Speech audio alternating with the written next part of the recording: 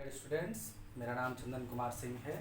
आज मैं class 10th के लेसन नंबर 1 कंप्यूटर और संचार के बारे में बात करने आया हूँ। कंप्यूटर और संचार में आप सभी लोग जानते हैं कि कंप्यूटर एक इलेक्ट्रॉनिक डिवाइस है जिसमें हम इनपुट देते हैं, उस पर प्रक्रिया करते हैं और फिर आउटपुट के रूप में अपनी सूचनाओं को ले लेते हैं।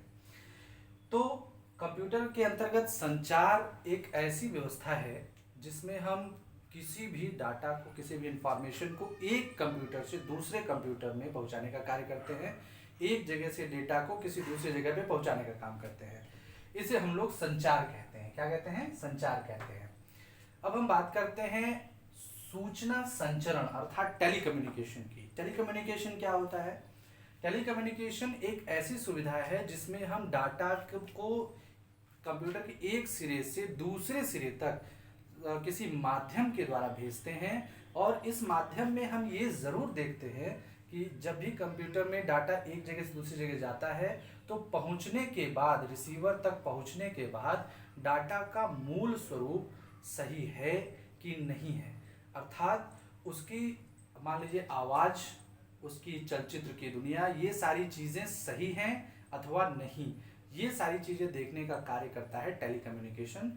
इसमें हम खासतौर पे जिन माध्यमों का यूज़ करते हैं उसे हम माइक्रोवेव कहते हैं, रेडियो वेव कहते हैं। ये सारी सुविधाओं का हम लोग प्रयोग करते हैं। ठीक है, इसे हम लोग कहते हैं सूचना संचरण।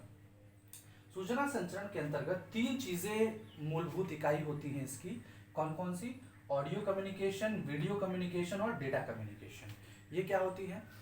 आप सभी लोग ऑडियो कम्युनिकेशन के बारे में जान रहे होंगे, जिसमें हम बातों के माध्यम से अपनी बात को, अपने सूचना को, अपने डेटा को एक कंप्यूटर से दूसरे कंप्यूटर तक पहुंचाने का कार्य करते हैं। इसे हम लोग ऑडियो कम्युनिकेशन कहते हैं।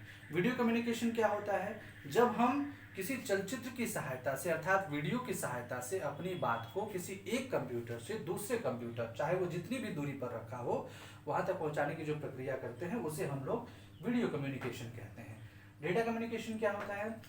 इसमें हम अपने द्वारा लिखी गई चीज़ों को किसी एक कंप्यूटर से दूसरे कंप्यूटर तक पहुंचाने का कार्य करते हैं। जैसे इसका इस्तेमाल हम लोग खासतौर पे ईमेल के रूप में बहुत ज़्यादा करते हैं। आप सभी लोगों ने ईमेल जरूर देखा होगा, तो उसमें हम लोग इसी डेटा कम्युनिकेशन के बारे में बातचीत कर रहे हैं। अगली चीज़ है डेटा संचरण व्यवस्था। क्या होती है? डेटा संचरण व्यवस्था एक ऐसी व्यवस्था है जिसके अंतर्गत हम लोग जो है डाटा को सही ढंग से एक स्थान पे से दूसरे स्थान पर भेजने का काम करते हैं। ठीक है, तो डेटा संचरण व्यवस्था में 3 चीजें होती हैं। पहला है सेंडर, दूसरा है संचार माध्यम और तीसरा है रिसीवर। सेंडर क्या होता है? जिसमें हम किसी एक कंप्यूटर से डाटा को दूसरे कंप्यूटर तक भेजते हैं। ठीक है, तो पहले कंप्यूटर को हम लोग कहते हैं सेंडर। सेंडर एक ऐसे कंप्यूटर होते हैं जिनकी सहायता से हम लोग अपनी सूचनाओं को भेजने का कार्य करते हैं। दूसरा है संचार माध्यम। संचार माध्यम के द्वारा हम लोग अपने सेंडर और रिसीवर के बीच का माध्यम बनते हैं और ये माध्यम तार भी हो सकता है, बेतार भी हो सकता है।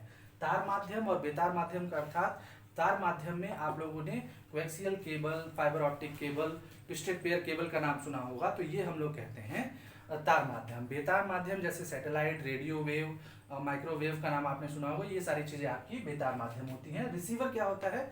सेंडर द्वारा भेजा गया डाटा रिसीवर कंप्यूटर में अगर देते हैं तो उसे हम लोग कहते हैं, जो अन्य कंप्यूटर होता है जहां पर डेटा पहुंचता है उसे हम लोग कहते हैं रिसीवर। ठीक है, तो ये आपका हो गया रिसीवर। अगली चीज है डेटा कम्युनिकेशन अवधारणा। ये होती क्या है? जब आप लोग किसी एक सिरे से, कंप्यूटर के एक सिरे से दूसरे सिरे तक कोई डाटा भेजते हैं तो जो भी अति आवश्यक तथ्य होते हैं, जो भी डाटा होता है, वो सही ढंग से प्रति सेकंड में उसकी जो है गति कितनी होती है, ये सारी व्यवस्था को जानना ही कहलाता है डेटा कम्युनिकेशन अवधारणा।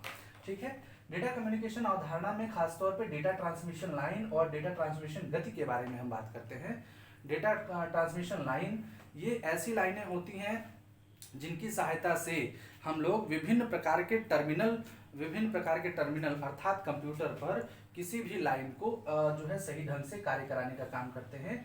इस लाइन के द्वारा हम लोग अपने कंप्यूटर में विभिन्न प्रकार की क्रियाएं करते हैं और इस विभिन्न प्रकार की क्रियाओं को करने के लिए, जैसे मान लीजिए हमारे पास जो है कोई एक लाइन है और उस लाइन से हम लोगों ने 4 से 5 लाइनें जोड़ी हैं। तो ये लाइन जो होती है ये इस बात पर निर्भर करती है कि इस डेटा ट्रांसमिशन लाइन की गति क्या है। इसे हम लोग कहते हैं data transmission line. Data transmission गति क्या होती है?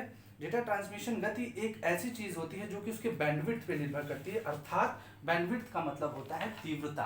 तीव्रता किस चीज की? डेटा ट्रांसमिशन की जो तीव्रता होती है उसे हम लोग कहते हैं डेटा ट्रांसमिशन गति। तो आज के लिए इतना ही रखते हैं, बाकी सब अगले वीडियो में। बहुत बहुत धन्यवाद।